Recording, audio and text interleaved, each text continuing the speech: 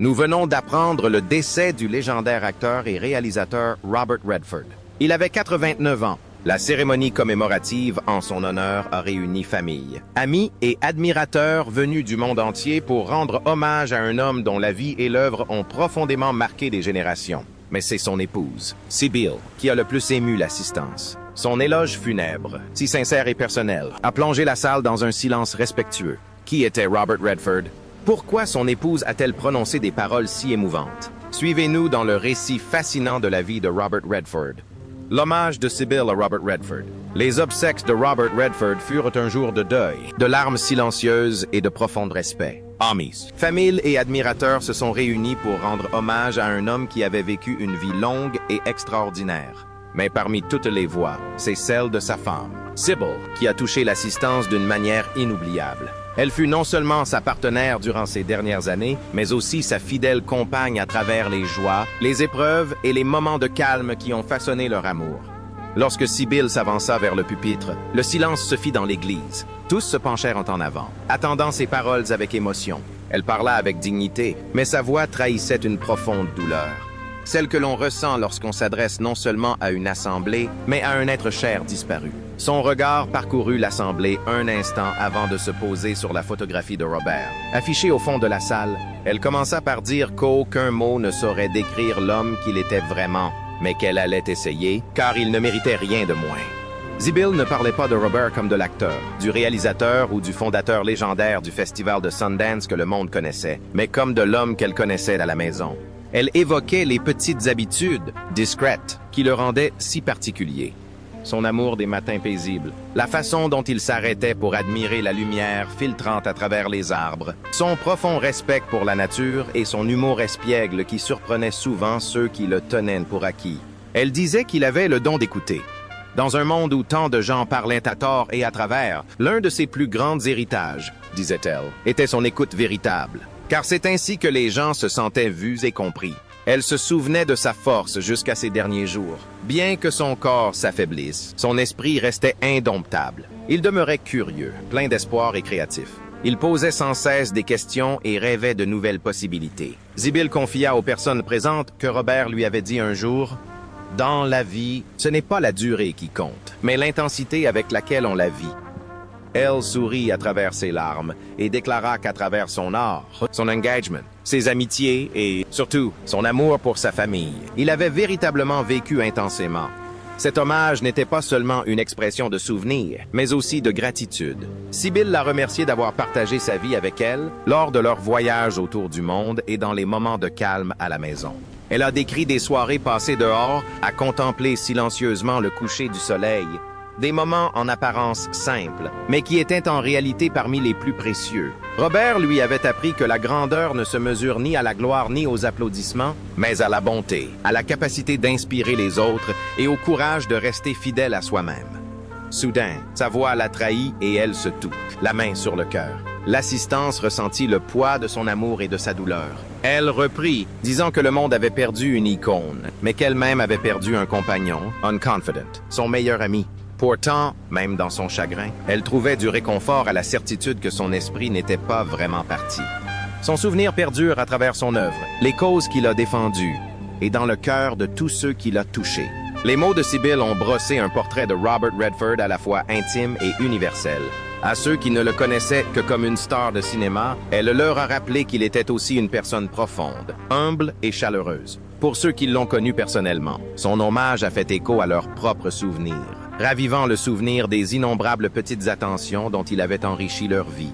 Concluant son éloge funèbre, Sybil a délicatement posé sa main sur le cercueil et a murmuré « Merci, mon amour ».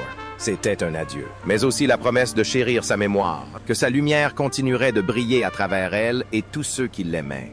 Un silence s'installa un instant dans la salle, puis des sanglots étouffés et des applaudissements discrets se firent entendre. Non pas des applaudissements pour une performance d'acteur, mais une gratitude pour une vie si riche. À cet instant, il devint évident que l'histoire de Robert Redford ne s'arrêtait pas à sa mort. Grâce aux mots sincères de Sybil et à l'amour qu'elle a insufflé à son hommage, sa mémoire a non seulement été préservée, mais aussi rendue tangible. Elle a perduré dans la paix et a uni tous ceux qui s'étaient réunis pour lui dire adieu. Comment la vie de Robert Redford a-t-elle commencé? Découvrons-le. Les débuts de Robert Redford. Charles Robert Redford Jr.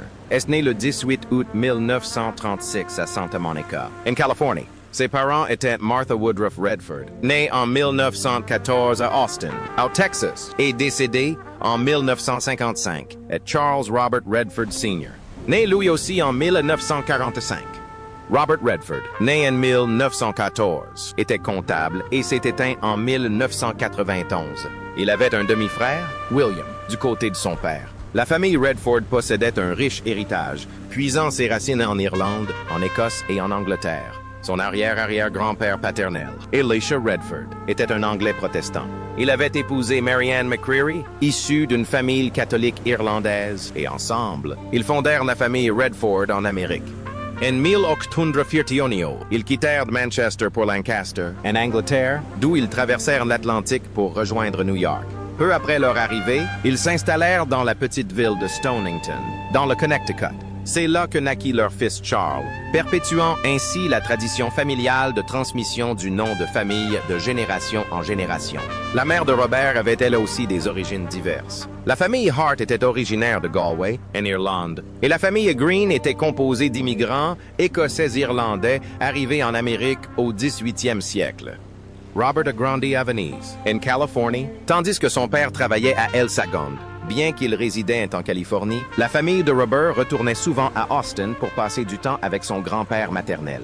Ces visites l'ont profondément marqué. Il a déclaré plus tard que son amour de la nature et son engagement indéfectible pour la protection de l'environnement étaient nés de ses voyages d'enfance au Texas. L'adolescence de Robert a été marquée par des hauts et des bas.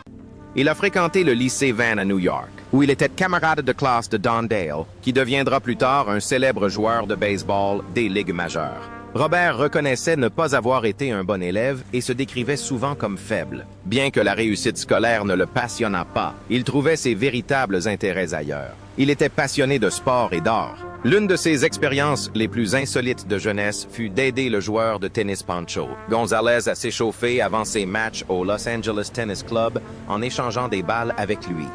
À l'âge de 11 ans, Robert contracta une forme bénigne de poliomyélite, une maladie qui contribua à renforcer son système immunitaire. Après avoir obtenu son diplôme d'études secondaires en 1954, il entra à l'Université du Colorado à Boulder. Il y étudia pendant environ 1 an et demi et rejoignit la fraternité Kappa Sigma. Pour subvenir à ses besoins, il travailla dans un restaurant-bar appelé The Sink. Son passage y laissa une empreinte si profonde qu'une fresque à son effigie orne encore les murs aujourd'hui. Mais la vie étudiante de Robert n'a pas été facile. Durant cette période, il a commencé à abuser de l'alcool, ce qui a nui à sa santé et compromis son avenir. Ses problèmes lui ont coûté la moitié de sa bourse, qui finançait ses études, et il a finalement été renvoyé. Ce revers ne l'a cependant pas découragé longtemps. Au contraire, il lui a ouvert la voie à de nouvelles aventures. Il a voyagé à travers l'Europe, séjournant en France, en Espagne et en Italie. Comment est-il devenu célèbre? Examinons de plus près la carrière d'acteur de Robert. De retour aux États-Unis, Robert Redford entreprit des études de théâtre à l'American Academy of Dramatic Arts de New York. Au début, il eut des difficultés. Timide et réservé, il vit une représentation avec un autre élève prendre une tournure inattendue et se solder par une grande frustration, alors que nombre de ses camarades étaient enthousiastes et désireux de montrer leur talent. Au lieu de se décourager, un professeur l'encouragea, le prenant à part pour lui dire qu'il avait un réel potentiel et qu'il devait absolument persévérer dans sa carrière d'acteur. En 1959, Redford sort diplômé de l'Académie et décroche peu après son premier rôle dans un épisode de la série télévisée Perry Mason. Il dira plus tard que sa carrière a pris son envol à partir de ce moment. Sa consécration arrive en 1963 avec le rôle principal dans Barefoot in the Park de Neil Simon à Broadway. Ce rôle le consacre comme un acteur de théâtre renommé et quelques années plus tard, il reprend ce même rôle dans l'adaptation cinématographique aux côtés de Jane Fonda. À cette époque, Redford fonde une famille. Il épouse Lola Van Wagenen, mais leurs premières années de vie commune sont assombries par la tragédie.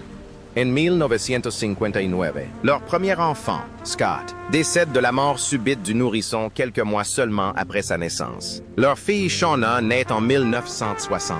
David en 1962, et Amy en 1970. En 1961, au début de sa carrière d'acteur, Redford déménage avec sa famille dans l'Utah. Il achète un terrain de 2 acres pour 500 $ et y construit lui-même une cabane. Rétrospectivement, il explique: « J'ai découvert l'importance de la nature dans ma vie et je voulais vivre dans un lieu où elle serait puissante et éternelle. » La carrière de Redford atteint un nouveau sommet en 1969, lorsqu'il partage l'affiche avec Paul Newman dans le film Butch Cassidy et le Kid. Le film est devenu un jalon culturel, remportant 4 Oscars et consacrant Redford comme une star hollywoodienne. Il a toujours souligné que Newman l'avait aidé à obtenir le rôle et lui en était éternellement reconnaissant. Les deux acteurs ont entretenu une amitié profonde et durable et ont collaboré à nouveau en 1973 sur le classique L'Arnaque, qui a remporté l'Oscar du meilleur film. Dans les années 1970, Redford a joué dans plusieurs films à succès, dont Jeremiah Johnson, 1972, Undercover Like Us, 1973, avec Barbara Streisand, Gatsby le Magnifique, 1974, et Les Hommes du Président, 1976, où il a porté à l'écran, aux côtés de Dustin Hoffman, le scandale de Watergate. Lors du tournage de Jeremiah Johnson, Redford s'est heurté au studio quant au respect de sa vision artistique. Cette expérience a préfiguré sa future carrière de réalisateur et de cinéaste indépendant. Il se souvient, ça a été difficile dès le départ. Et le studio m'a dit, voici 4 millions de $, déposez-les sur un compte à Salt Lake City. Vous pouvez tourner où vous voulez, mais c'est tout. Si vous dépassez la limite, vous devrez payer la différence vous-même. Le film, avec ses dialogues minimalistes et ses images époustouflantes, raconte l'histoire d'un vétéran de la guerre américano-mexicaine qui tourne le dos au conflit pour vivre comme trappeur dans les montagnes. Bien que sa sortie en salle ait été retardée de plus de 3 ans, les dirigeants du studio le jugeant trop original, Jeremiah Johnson a rapporté près de 45 millions de $. Pour Redford, cela a mis en lumière à la fois les défis et les satisfactions liées à la lutte pour la liberté artistique. Il a expliqué plus tard que le plus difficile dans le cinéma est de briser les conventions de l'industrie. Le plus triste, c'est qu'il faut composer avec l'opinion dominante sur ce qui fonctionne et ce qui ne fonctionne pas. On dit que les films de sport ne fonctionnent pas, que les films politiques ne fonctionnent pas, que les actualités filmées ne fonctionnent pas. Alors j'ai fait les 3. En 1980, Redford a réalisé son premier film, Des gens comme les autres, un drame sur une famille de banlieue confrontée à des difficultés financières. Le film remporta l'Oscar du meilleur film et Redford lui-même celui du meilleur réalisateur. Il joua ensuite dans des succès tels que Luc la main froide, 1984, un film qui reflétait sa passion pour le baseball, et Proposition indécente, 1993, où il partageait l'affiche avec une jeune Demi Moore. Il poursuivit également sa carrière de réalisateur. Son film Et au milieu coule une rivière, 1993, remporta 3 Oscars. L'année suivante, il réalisa Quiz Show. Et en 1998, il revint à la fois comme réalisateur et acteur avec L'homme qui murmurait à l'oreille des chevaux. Grâce à son physique avantageux et à son charme, Redford a souvent décroché des rôles principaux romantiques dans des films comme Out of Africa, 1985. Mais il a admis ne jamais s'être senti totalement à l'aise avec cette image. Je ne me voyais pas comme les autres me voyaient. Il a confié que c'était un compliment, mais que cela le limitait aussi. J'étais coincé dans le rôle du beau gosse, et il m'a fallu des années pour me défaire de cette image. Comment a-t-il quitté la scène publique, et quel héritage a-t-il laissé? Découvrons-le. La mort de Robert Redford et son influence durable. Robert Redford s'est éteint paisiblement dans son sommeil, à son domicile de Sundance, dans l'Utah, le 16 septembre 2025. Il avait 89 ans. L'annonce de son décès a bouleversé Hollywood et le monde entier, et d'innombrables personnalités du monde du spectacle et du public lui ont rendu hommage. Parmi les premières à lui témoigner sa reconnaissance, on compte Jane Fonda, sa collègue et amie de longue date. Elle a écrit « Il comptait énormément pour moi et était une personne merveilleuse à tous égards. Il incarnait l'Amérique pour laquelle nous devons nous battre. » Meryl Streep, qui avait partagé l'affiche avec lui dans Out of Africa, a également exprimé sa douleur. « L'un des plus grands nous a quittés. Repose en paix, mon cher ami. Nombreux sont ceux qui ont fait écho à ces mots émouvants, parmi lesquels le réalisateur Ron Howard, l'actrice Marlee Matlin, l'acteur Coleman Domingo, l'écrivain Stephen King et même le président américain Donald Trump, tous rendant hommage à l'héritage de Redford. Ces hommages, au-delà de leur dimension personnelle, témoignent de l'influence extraordinaire de Redford sur le cinéma et la culture. Le magazine Variety l'a surnommé le parrain du cinéma indépendant, pour avoir fondé le Sundance Film Institute. La nécrologie soulignait également que peu d'acteurs pouvaient rivaliser avec lui à son apogée et que la renommée de Redford était sans égale dans les années 1970. Andrew Pulver, du Guardian, lui a également rendu hommage, le qualifiant de géant du cinéma américain et de l'une des plus grandes stars des années 1970, qui passait avec aisance des films audacieux de la nouvelle vague hollywoodienne aux productions grand public plus classiques. L'œuvre de Redford ne s'est jamais limitée au jeu d'acteur. Sa vision et sa passion pour l'environnement et la narration indépendante ont convergé en 1981 avec la fondation du Sundance Institute. Cette organisation à but non lucratif a été créée pour encourager les jeunes talents et soutenir les voix audacieuses et novatrices du cinéma et du théâtre américain. Sundance Resort, niché dans les montagnes surplombant Provo, dans l'Utah, est devenu un véritable havre de créativité, accueillant chaque année des ateliers pour dramaturges et scénaristes. Le Festival du film de Sundance, né de cet institut, est finalement devenu le plus grand rassemblement annuel de films indépendants aux États-Unis. Il a offert à de nombreux cinéastes leur première occasion de se faire connaître. Steven Soderbergh a percé en 1989 avec Sexe, mensonge de vidéo. Quentin Tarantino a acquis une renommée internationale en 1992 avec Chiens enragés. Des années plus tard, en 2013, Ryan Coogler a été récompensé pour son film Fruitvale Station. Pour tous ces cinéastes et bien d'autres, le Redford Institute a été un tremplin qui a profondément marqué l'évolution du cinéma moderne. En reconnaissance de son immense contribution, Robert Redford a reçu un Oscar d'honneur en 2002. Cette distinction saluait non seulement son talent d'acteur, mais aussi son engagement de toute une vie pour le développement de l'art cinématographique et la promotion de nouveaux talents. Même à un âge avancé, Redford a conservé toute son énergie. Sa passion pour l'art de raconter des histoires à l'écran est restée intacte, tout comme son engagement indéfectible pour la protection de l'environnement. Interrogé sur la retraite, il écartait souvent l'idée, expliquant qu'il avait encore beaucoup à faire et à apporter. Dans une interview accordée à Christiane Amanpour de CNN en 2015, il a exposé sa philosophie de vie en des termes simples mais convaincants. « Je veux profiter au maximum de ce que j'ai reçu. On évolue constamment. On essaye de nouvelles choses et cela nous donne de l'énergie. » Ces mots décrivent parfaitement sa personnalité. Quelle était l'ampleur de sa fortune? Découvrons-le. La fortune de Robert Redford. ASMR. Robert Redford a laissé derrière lui une fortune considérable, témoignant de sa longue et brillante carrière à Hollywood. Selon Celebrity Network, Redford a amassé une fortune d'environ 200 millions de dollars grâce à sa carrière dans le monde du spectacle. Preuve de son travail acharné, de son talent et de sa capacité à rester au sommet pendant des décennies. Redford a amassé une fortune impressionnante dès le début de sa carrière. Pour son rôle dans le classique de 1973, L'Arnaque, où il partageait l'affiche avec Paul Newman, il a touché 500 000 $. Quelques années plus tard, ses revenus ont explosé. Pour le film de guerre épique de 1977, Un pont trop loin, il a perçu 2 millions de dollars. Et en 1979, il a empoché 3,5 millions de dollars pour son rôle dans Le Cavalier électrique. Dans les années 1990, Redford était devenu l'un des acteurs les plus respectés et les plus prospères du cinéma, et ses revenus en témoignaient. En 1993, il a gagné plus de 4 millions de dollars pour le drame romantique Proposition indécente. Sa plus grande percée, cependant, eut lieu en 2001 avec son rôle dans le film Le Dernier Château.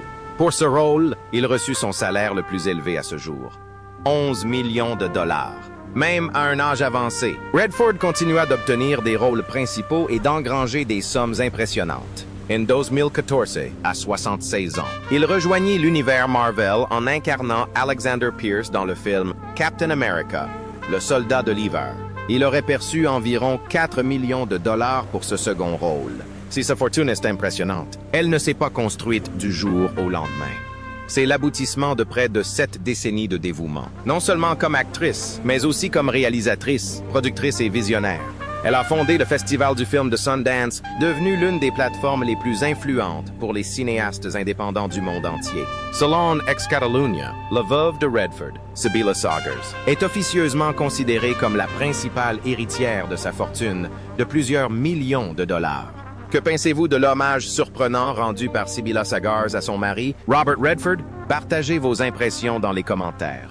N'oubliez pas de liker et de vous abonner.